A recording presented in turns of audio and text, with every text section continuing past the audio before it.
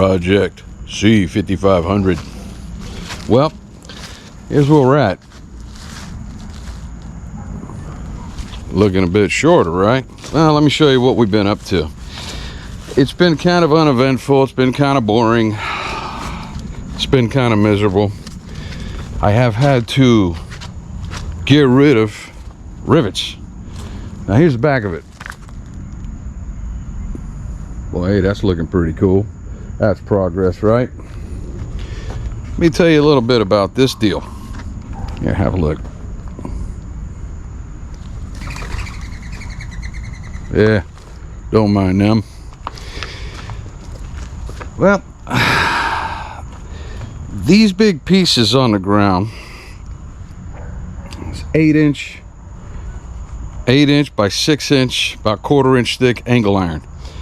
Now that angle iron was put on this truck, and mind you, it took a 25-foot box. That angle iron was put on this truck by Uhaul, and I guess that gave the box support, you know. The thing about this is this truck's gas, so because, like I said before, it's gas, I want to get the weight off as much as I can, because obviously power to weight has a lot to do with mile per gallon. So I figure I lighten it up, maybe I save a little bit of money on fuel for the time being. So I had to get all this done. I wanted to get these angle irons off. The other thing is, because they're 25 feet long, I really didn't want to cut them. I wanted to remove them because I may need them for another project. And it's a nice big heavy piece of steel that is definitely not cheap. Have a look.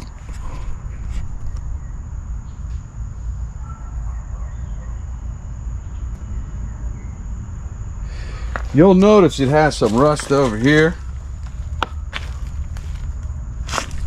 It's a funny story. You know, I kind of bought this truck sight unseen, and when they went to deliver the truck to me, because that was the deal, he lived about 2 hours away. I told him I'd buy the truck, but he'd have to drive it to me. And I don't mean to sound like a prick, but I wanted to see how solid that truck was, so I figured if he drove it and it broke down, well, that'd be on him now, wouldn't it? So he drove it, and it made it. And ironically, when he did get here, the brakes caught on fire. So the passenger rear brakes were on fire. He hands me a text message, or sends me a text message. Oh, I'm here at the property, I'm out front. I go out front, and him and whoever he's with, they're dumping water bottles on the wheels. I'm like, what are these people doing? I go over there, and there's some kind of a fire coming out of the rear wheels, right rear wheels. I guess the brakes caught on fire. So obviously that went down, and I definitely was not going to give him what his price was that we agreed to. I mean, the guy showed up over here and smoked the brakes for whatever the reason. He also ran it out of fuel and had to put fuel in it, so when the thing showed up, it was sputtering and stalling and missing and doing all sorts of weird stuff, because he wanted to try to, I guess, save 20-30 bucks on fuel and not put enough fuel in the truck to get it over here. So that's another stupid move, especially since he put a new fuel pump in. Long story short, I finally got around to doing a Carfax of sorts on it, which, again, when you're buying beaters and you're buying stuff that's $3-4 grand, for me anyway, I don't really bother looking at the Carfax. It is what it is. And typically people are pretty stuck on their price at that point. But long story short, it did have some kind of an insurance claim on it or something. It had a police report on it that it was on fire. Now, I looked around. The only thing I saw that was caught on fire was that angle iron I just showed you. And I looked a little closer, and the dust shield on the back of that brake system on the left rear was on fire. So basically what you're telling me is that this truck has had 2 fires from the rear brakes, and here we are, and yet nobody has even bothered to correct the brakes, because the brakes suck. A whole lot of brake fade and vice grips and pinching lines of sorts to keep the brake fluid from going back. I don't know what these people were doing, but you know, I gotta fix it. So we had to address that. So we got all that off. So I attempted to get off all this angle iron, and there was 64 rivets. You know, we want to shorten it, obviously, because it's too long. There's 64 rivets. So I had to throw my daughter a couple of bucks to deck the heads on all these rivets, because I just didn't want to deal with it. And that was half good. See, you see them all off. It was half good. And I say it was half good, not because she didn't do a good job. She did a great job. She took them all the way down to the metal. We used a flap disc and a grinder, and she took them all the way down, which was great.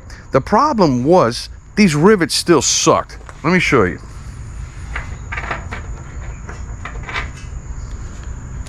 See the rivet? Now, if you look closely, it's not a straight rivet. It has pinched, it has swelled, it has gone through 3 to 4 layers of metal. And just because you took the heads off don't mean you can knock them out with a punch or smack them out with a hammer. They don't come out. They really don't. It takes a whole lot of fighting. So unfortunately, I got screwed taking a rivet this big and have it to basically drill it all the way down to this. That's one of many.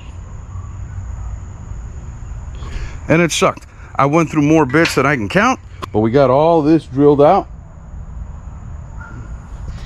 And it was a long, miserable process for me. I wasn't going to spend big money on some magnet press drill. I wasn't going to buy a $200 one from Amazon and return it when I was done. I wasn't going to do any of that. I just kind of did it the hard way. I had a bunch of leftover bits that were found in a vehicle that I purchased actually for this project, another van, and I used all those bits. I shouldn't say all, but I used bits out of there, and we got through it. So here we are. We got all this off. So now what we're going to have to do is we're going to have to cut it down. Now I'm going to show you how far we're going to cut this thing. This thing's all the way down here. Now look at this. This, where this pink is where we're going to cut it. So basically, right here, all the way down, 166 inches is coming off the back of this truck. So we're probably taking off about 13 feet or something like that. This truck's going to be about 18 feet long. I like everything short. I don't like long shit. I just don't. So it's going to be a crew cab short bed, and that's the plan. But the cross members still have to come out because we have to reposition all the cross members and position the drive shaft and rehang everything and drill holes and do all that good stuff. So you're going to see it. I kind of spared you from watching this part because this part just sucked. You're going to see me sitting in a chair drilling, and it's crappy. It just, there's no, listen, they'll tell you there's an easy way. There is not. I've used a special hole saws and router or whatever thing. They all suck. They suck. All right. Flap disc, grind it off, drill in, drill the least possible, keep a little oil on it.